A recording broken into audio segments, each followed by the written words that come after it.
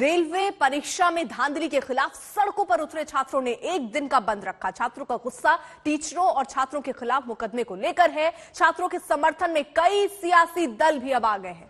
RJD और पप्पू यादव की जन अधिकार पार्टी खुलकर बंद के समर्थन में आ गई है। सरकार को समर्थन देने वाले जीतन राम मांझी और साहनी भी अब बंद के पक्ष में खड़े नजर आ रहे हैं। तो अब ये छात्रों का रण जो है वो इस बाबत बढ़ता जा रहा है क्योंकि केस दर्ज हुए हैं उन छात्रों को लेकर जिन्होंने प्रदर्शन किया, उन टीचर और शिक्षकों पर जिनके ऊपर यह आरोप लगा कि उन्होंने छात्रों को भड़काया है। और अब छात्र इस बात से नाराज हैं कि उन छात्रों पर आखिरकार क्यों एफआईआर दर्ज हुई, उन टीचर्स पर एफआईआर क्यों दर्ज हुई। और इसी को लेकर अब छात्र सड़कों पर हैं और बिहार बंद का आह्वान किया, जिसको कई राजनीतिक दलों का समर्थन भी अब हासिल हुआ है। 4 तस्वीरें रख रहे हैं हम आपके सामने, हाजीपुर, वैशाली, समस्तीपुर और खगड़िया की ये तस्वीरें, जहां पर देखिए लोग सड़कों पर हैं, विरोध प्रदर्शन कर रहे हैं, हाथों में झंडा थामे नारे लगाते हुए। इसमें से कई राजनीतिक दल भी हैं जो अब सड़कों पर छात्रों के समर्थन के लिए उतरे हैं। लेकिन इस बीच अपील भी की जा रही है छात्रों से कि शांतिपूर्ण तरीके से ही प्रदर्शन करें। लेकिन अब जो राजनीतिक दल हैं वो भी इस मुद्दे को जोर शोर से उठाने की कोशिश में सड़कों पर उतरी हैं और जमकर वो भी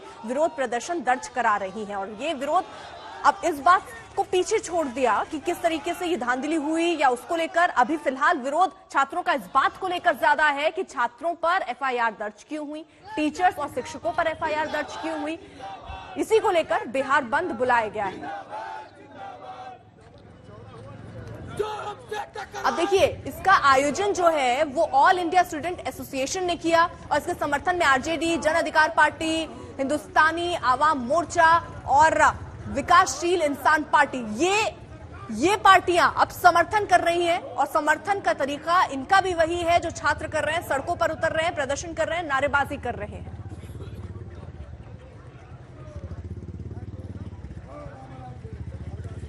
तो वहीं देखिए जहां एक तरफ आरजेडी, जन अधिकार पार्टी ये समर्थन में उतरे हैं, वहीं हिंदुस्तानी आवाम मोर्चा और विकासशील इंसान पार्टी इस वक्त जो सरकार है उसमें साथ में है। और अब उनका विरोध, यानी वो अगर सरकार का विरोध कर रहे हैं और स्टूडेंट के समर्थन में आए तो अब सरकार की, नीतीश सरकार की मुश्किलें भी इससे बढ़ती हुई नजर आ रही हैं। जीतन राम मांझी, मुकेश सहनी, इन्होंने बाकायदा ये ऐलान किया कि वो छात्रों के साथ है और वो समर्थन कर रहे हैं बिहार बंद का। इस बात का समर्थन कर रहे हैं कि जो धांधली हुई उसमें देरी क्यों हो रही है, उस पर कमेटी हालांकि बनाने के बाद रेल मंत्रालय की तरफ से, रेल मंत्री की तरफ से खुद कहा गया कि एक कमेटी बनाई गई है, अब जल्द ही इस पर कोई फैसला लिया जाएगा। लेकिन वो सारी बातें इस वक्त एक तरफ है, महत्वपूर्ण यहां ये हो गया है, छात्र ये कह रहे हैं कि हम शांतिपूर्ण तरीके से 14 तारीख से प्रदर्शन कर रहे थे, हमने ट्विटर पर कई बार अपनी बातें कही, हमारी बात जब नहीं सुनी गई उसके बाद हम सड़कों पर उतरे और उसके बाद भी शांतिपूर्ण तरीके से हम अपनी बात कह रहे थे, लेकिन पुलिस ने ही उन पर लाठियां भांजी।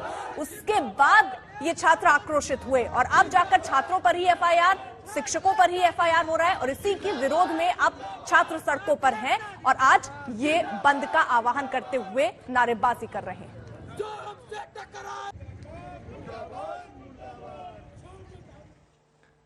पप्पू यादव बैनर पोस्टर के साथ खुलकर छात्रों के साथ आ गए हैं और सुनिए कल रात वो छात्रों से क्या बोल रहे थे, जरा सुनिए। तब फिर आप किसी चीजों का एक मूव हुआ या हम बढ़े और फिर हम रुक गए या हम बैक हो गए तो फिर हमारी हिम्मत टूटती है। तो इसीलिए अब आपको रेस्पेक्ट भी लोग दे रहा है, कर भी रहे हैं, आप इस तरह की चीजों को आप करेंगे भी तो आप लोगों से, भाई हैं आप लोग, मेरे बेटे की तरह, आप लोगों से एकदम ये है कि हिंसा एकदम नहीं थी। 6 बजे तक स्टेशन पर सब लोग चुपचाप थे, आप तो 6 बजे के बाद मारना शुरू किए, रात में 8 बजे के बाद दूसरे दिन भी आप रात में मारना शुरू किए, घुस के मारे। आप लोग जहाँ हैं, जिस लॉज में, जिस रूम में हैं, सभी लोग आप लोग को साइंस कॉलेज से एकदम एहसास करा देना है, ये चैनल वाले को, हम लोग मरने वाले हैं, लड़ने वाले हैं, मारने वाले नहीं हैं। और यहाँ पूरी दुनिया कल आपको वॉच करेगी और आपकी भूमिका को वर्ल्ड देख रहा है। और अब अपने इस बयान के बाद पप्पू यादव ने आज तक से खास बातचीत में छात्रों से अपील की कि वो बंद में शामिल ना हो। उनसे बात की आज तक संवाददाता रोहित कुमार सिंह ने।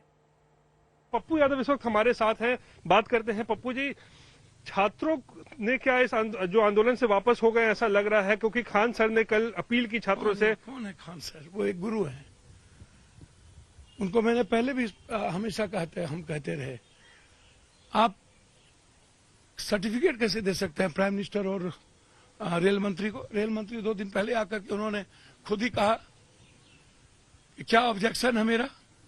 आपने कहा दिया रेल मंत्री को जानकारी तक नहीं है, और आपकी ऐसी क्या मजबूरी पड़ी? आप तो बिहार में है नहीं, और जब आप पहले कह रहे हैं कि मैं कहीं नहीं हूं आंदोलन में, तो फिर आपने वीडियो जारी कैसे किया? और जब मैं इस बात को लेकर के पहले भी कहा कि शिक्षक पर जो केस हो रहा है वो बिल्कुल गलत है, पहले आप हम पर करो और हमारी गिरफ्तारी करो, और उसके बाद यही कोचिंग वाले और रेलवे वाले कह रहे थे कि चेयरमैन और रेलवे वाले कह रहे थे कि ये कोचिंग वाले उस्काते हैं, कोचिंग वाले को 7 लाख 7.5 लाख उनको लगता है। आप कैसे कह दिए कि 3.5 लाख के लगभग सुशील मोदी स्वयं भू भगवान है, हमारे वो भाई हैं, उनको पता है 3,65,000 की वो बात कर रहे हैं। आप पहले उनको ये समझाइए कि आप 5 एग्जामिनेशन को एक में आपने डाल दिया, यदि उसमें बड़े संख्या में सभी जगह 2, 3, 4, 5 करके आ गया तो हम तो 2.5 के नीचे रह जाएंगे। एक दूसरी चीज, मेंस के समय ही आपने किसने आपको कहां से, जब वैकेंसी निकलती है तो आप संशोधित नहीं कर सकते, आप उस प्रस्तावना को फिर से कैंसिल कर सकते हैं। यह भारत सरकार का गाइडलाइन है, मेरा गाइडलाइन नहीं है। तो अब देखिए, कुल मिलाकर ये जो आक्रोश है वो बढ़ता हुआ ही नजर आ रहा है, और अब राजनीतिक दल भी खुलकर समर्थन पर नजर आ रहे हैं। बढ़ रहे हैं आगे। मेरठ दौरे से पहले सीएम योगी ने एक बार फिर जिन्ना और पाकिस्तान पर अखिलेश यादव को घेरा। उन्होंने कहा कि वो जिन्ना के उपासक हैं और हम सरदार पटेल के पुजारी हैं। वो पाकिस्तान को मानते हैं और हम मां भारती को पूजते हैं। तो यहां पर एक बार फिर से जो ये पूरा विवाद है ये जिन्ना के ही इर्द गिर्द घूमता हुआ, क्योंकि बाकायदा मुख्यमंत्री योगी आदित्यनाथ इस बात को लेकर निशाना साध रहे हैं, और वो कह रहे हैं कि अखिलेश यादव तो जिन्ना के उपासक हैं, हम सरदार पटेल के पुजारी हैं, उनको पाकिस्तान प्यारा है, हम मां भारती पर जान न्यौछावर करते हैं। तो बाकायदा ट्वीट के माध्यम से या फिर जब रैलियों में जा रहे हैं तो कई बार सीधे तौर पर किसी को निशाने पर ले रहे हैं। तो समाजवादी पार्टी और अखिलेश यादव को एक बार फिर से घेरते हुए मुख्यमंत्री योगी आदित्यनाथ।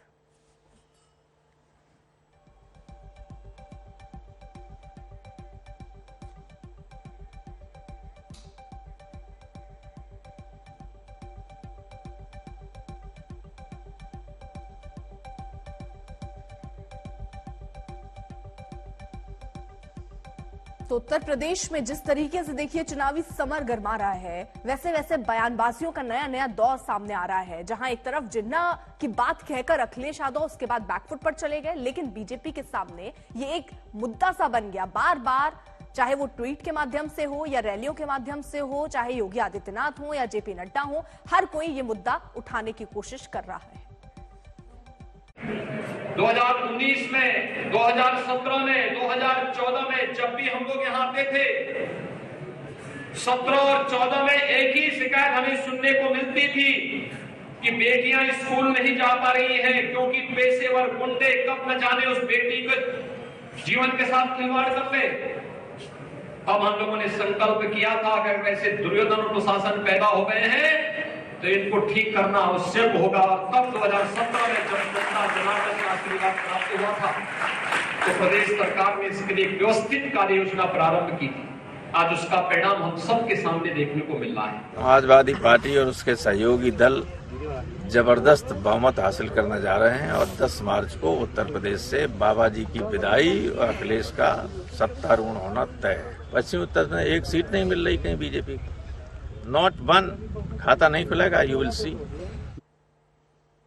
तो यूपी में चुनावी घमासान तेज है। आज बीजेपी अध्यक्ष जेपी नड्डा शाहजहांपुर में मिशन यूपी को आगे बढ़ाएंगे। जेपी नड्डा पहले कार्यकर्ताओं से संवाद करेंगे और फिर घर घर जाकर प्रचार करेंगे।